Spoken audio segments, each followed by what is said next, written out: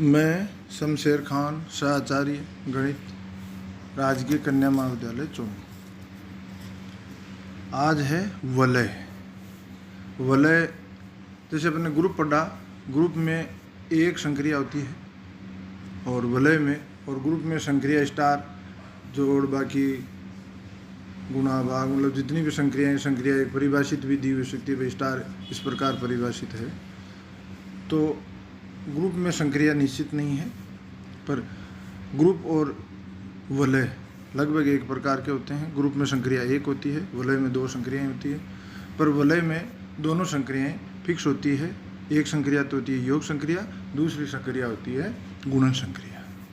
तो सबसे पहले इसकी परिभाषा देखते हैं और वलय को अपन संकेत में आर प्लस और डॉट से प्रदर्शित करते हैं।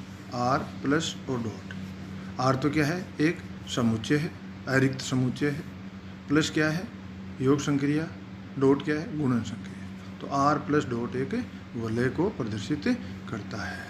अब वलय की परिभाषा, एक अरिक्त समुच्चय आर जिसमें दो द्विचर संक्रियाएं योग तथा गुणन परिभाषित हो वलय कहलाती है, यदि वह निम्न अभिक्रियतों को संतुष्ट करती है। तो आर एक अरिक्त समुच्चय हो, योग व गुणन संक्रियाएं आर में सुपरिभाषित हो। परिभाषित लिख दो, सुपरिभाषित लिख दो, बात एक ही है। तो आर में योग व गुणन संक्रियाएं सुपरिभाषित हो। अब ये एक अरिक्त समुच्चय आर जिसमें दो द्विचर संक्रिया योग व गुणन परिभाषित हो वलय कहलाती है, यदि वह निम्न अभिग्रहितों को संतुष्ट करती है। इसके 6 अभिग्रहित है। R1 योग संक्रिया साचारी हो, जो संक्रिया योग संक्रिया दे रखी है वो साचारी हो, अर्थात A प्लस बी कोष्टक में, कोष्टक के बाहर plus C is equal to A plus B plus C for all A B C belongs to R. साचर्यता जो आपको आती होगी संक्रिया के लिए। तो योग संक्रिया साचारी हो। नंबर 2, योग संक्रिया का तत्समक आर में विद्यमान हो। योग संक्रिया का तत्समक क्या होता है, 0। तो योग संक्रिया का तत्समक आर में विद्यमान हो, अर्थात 0 बिलोंग्स टू आर। 0 तत्समक अवयव है, इसका मतलब क्या है, तत्समक की परिभाषा क्या होती है, a plus 0 is equal to A is equal to 0 plus A for all A belongs to R.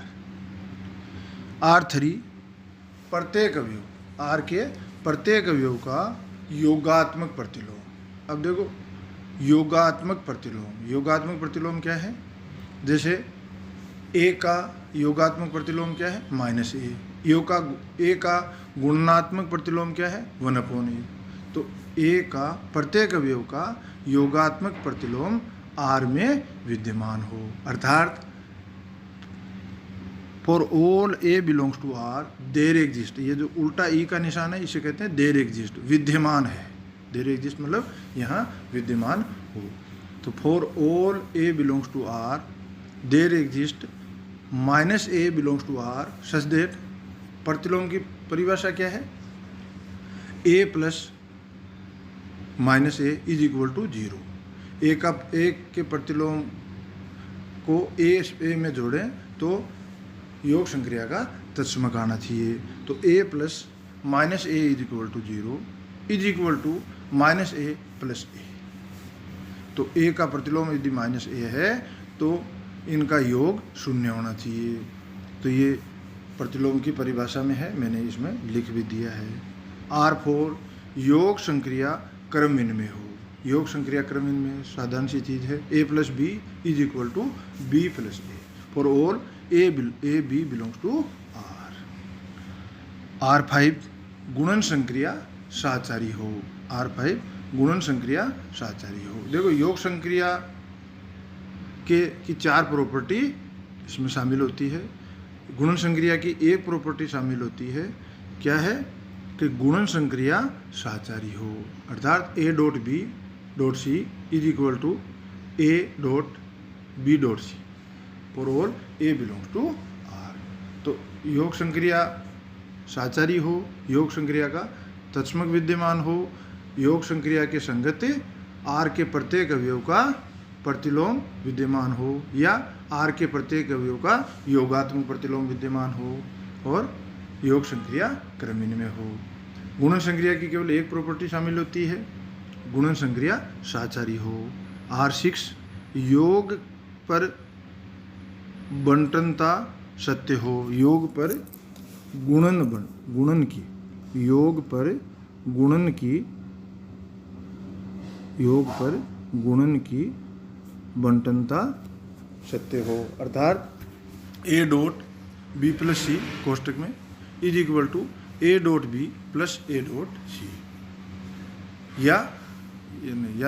तथा बी प्लस सी कोष्टक में बाहर dot A, B plus C dot A is equal to B dot A plus B dot A plus C dot ए।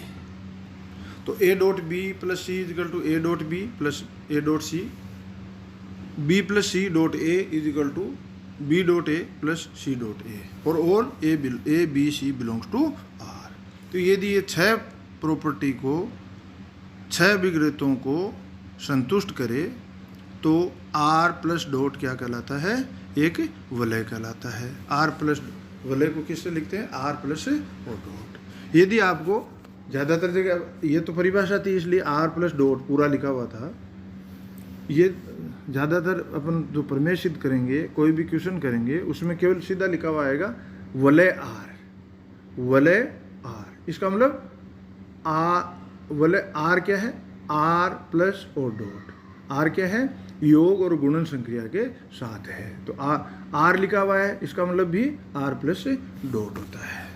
आपको ध्यान रखना है, कहीं भी आर लिखा हुआ है इसका मतलब वो क्या है, आर प्लस और डॉट है।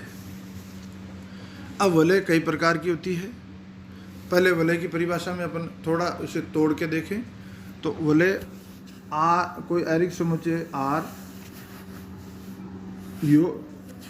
जिसमें योग संक्रिया व गुणन संक्रिया परिभाषित हो, वलय कहलाता है। यदि अब इसे शॉर्ट करें तो इन 4 अभिग्रतों को एक जगह करें, R1 R2 R3 R4। R1 R2 R3 R4 क्या है, R इससे क्या प्रदर्शित हो रहा है, R प्लस एक क्रमविनिमय समूह हो, R प्लस एक क्रमविनिमय समूह हो। और R5 क्या बताता है R डॉट एक सामी समूह हो। और R6 क्या बताता है, बंटनता लागू हो।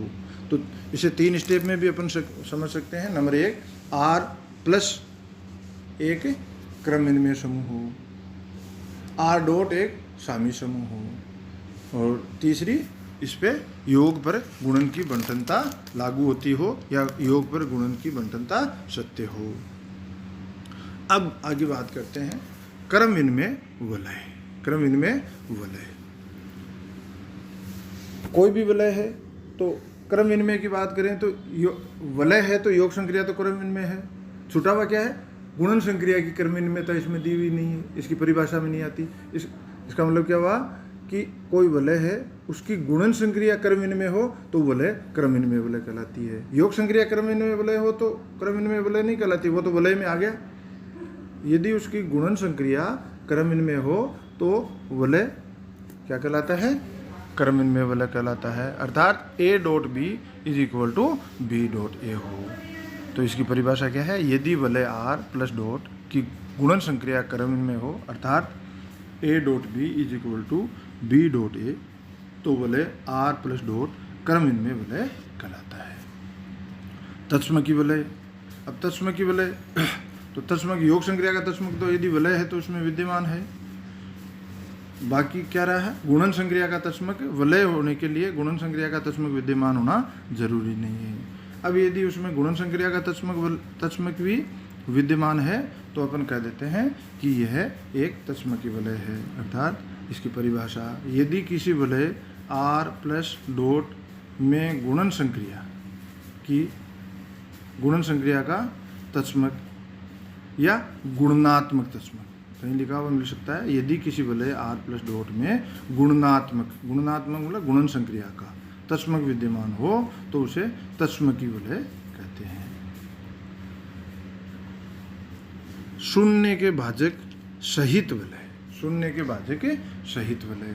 कोई वलय शून्य के भाजक सहित वलय कहलाता है यदि A B belongs to R इस प्रकार विद्यमान हो कि A is not belongs to zero, B is not belongs to zero, फिर भी A B is equal to zero. मतलब ए बी जीरो नहीं है। ज़्यादातर अपन क्या पढ़ते हैं, A B is equal to zero, तो या तो ए जीरो या बी जीरो, या तो ए जीरो या बी जीरो। पर यदि ए भी जीरो नहीं है और बी भी जीरो नहीं है, फिर भी ए और बी का गुणा जीरो है होता है, तो ऐसी वलय को अपन क्या कहते हैं, शून्य के भाजकों सहित वलय। शून्य के भाजकों रहित वलय। एक वलय आर शून्य के भाजक रहित वलय कहलाती है यदि A B belongs to R तथा A B is equal to zero, तो या तो ए जीरो हो या बी जीरो हो, ए बी का गुणा जीरो हो और इनमें से किसी या तो ए जीरो हो जाए या बी जीरो हो जाए हो, तो अपन उसे क्या कहते हैं, शून्य के भाजकों रहित वलय। शून्य के भाजकों रहित वलय साधारण सी चीज़ है। अब इस पे एक वलय को समझने के लिए अपने एक एग्जाम्पल, एक उदाहरण पर विचार करते हैं। समुच्चय आर क्या दे रखा है, 0 1 2 3 4 और 5, ये समुच्चय दे दिया आर, तो ये रिक्त समुच्चय है। योग संक्रिया मोडुलो के साथ दे दी, योग मोडुलो 6, गुणन संक्रिया मोडुलो के साथ देती, गुणन मोडुलो 6। तो सबसे पहले तो अपन इसे ये वलय है या नहीं है ये देखते हैं। तो आर में चूंकि अंक है, संख्याएं हैं, तो अपने को पता है संख्याओं का योग क्रमहीन में होता है, मतलब संख्याओं का योग साचारी होता है। R1 अपन पहले देखें, संख्याओं का योग क्या होता है, साचारी होता है। 2 और 3 को जोड़ के 5 जोड़ दो, चाहे 3 और 5 को जोड़ के 2 जोड़ दो, एक ही बात है। तो संख्याओं का योग क्रमहीन में होता है, तो अपन सीधे लिख देते हैं चूंकि संख्याओं का योग क्रमहीन में होता है अतः योग संक्रिया साचारी है। संख्याओं का योग क्रमहीन में होता है। दूसरा R2 क्या है, योग संक्रिया का तत्समक विद्यमान हो, तो योग संक्रिया का तत्समक क्या होता है, शून्य, जो कि इसमें विद्यमान है।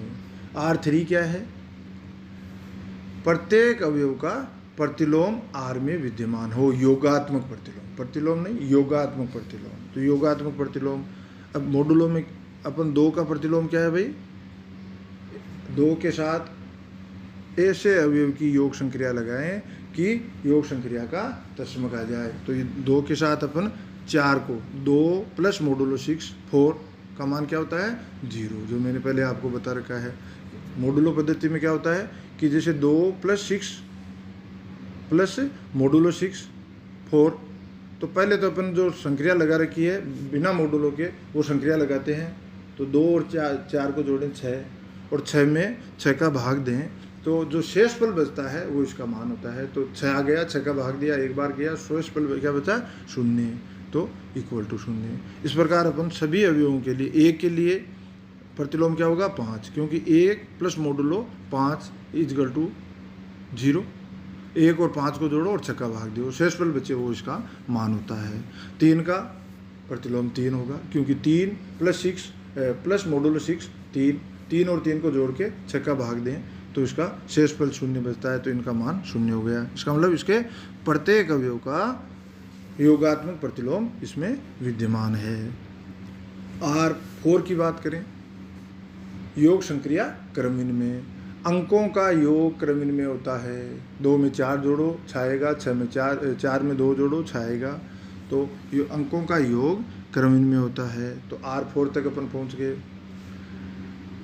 R5 क्या कहता है कि गुणन संक्रिया साचारी हो, तो अपने को पता है अंकों का गुणन साचारी होता है, इसलिए इसमें गुणन संक्रिया साचारी होगी। बंटनता, अंकों पर कोई भी अंक अपन लें, 2 डॉट 3 प्लस 4, तो इनका अब आप करके देखना कि ये गुणन संक्रिया योग पर गुणन संक्रिया की बंटनता सत्य है या नहीं है। मैं कहता हूँ इसमें योग पर गुणन संक्रिया की बंटनता सत्य होती है R6। अब देखो अगली क्या ये मतलब यदि छहों अभिग्रहित अपन प्रदर्शित करते हैं तो अपन कह देते हैं कि ये एक क्या है, वलय है। अब ये क्रमविनिमय वलय है या नहीं है, अपने को पता है अंकों का गुणन क्रमविनिमय होता है, इसलिए ये वलय क्या है, क्रमविनिमय वलय है। ये तत्सम की वलय है या नहीं, इसमें गुणन संक्रिया का तत्समक विद्यमान है या नहीं। तो गुणन संक्रिया तत्समक क्या होता है, एक, जो कि इसमें विद्यमान है, इसलिए ये तत्सम की वलय है। ये शून्य के भाजकों रहित है या शून्य के भाजकों सहित है, तो मैं कहता हूँ ये शून्य के भाजकों सहित है। क्यों कि दो शून्य के भाजकों सहित कब होती है, ये नहीं कि सारे अवयवों का पर अपन संक्रिया गुणा करें और वो 0 आए, नहीं। अगर दो अवयव ऐसे विद्यमान हो जिनका गुणा 0 हो और वो खुद अशून्य हो, दो ऐसे पूरी वलय में दो ऐसे अशून्य अवयव विद्यमान हो कि उनका गुणा 0 हो, तो मैं कहता हूँ 2 और 3 का गुणा 2 और 3 का गुणा 0 होता है। क्यों कि 2 गुणन मोडुलो 6 3, 2 गुणन मोडुलो 2 गुणन मोडुलो 6 3, 2 गुणन मोडुलो 6 3 इजकल टू क्या होता है भाई, 2 और 3 को पहले गुणा करो, फिर 6 का भाग दो और शेषफल जो बचे वो इसका मान होगा। शेषफल क्या बचता है, 0। तो 2 0 नहीं है, 0 के बराबर नहीं है, 3 भी 0 नहीं है, 2 और 3 दोनों अशून्य संख्याएं हैं और उनका गुणा 0 हो रहा है। इसका मतलब ये शून्य के भाजकों सहित वलय है।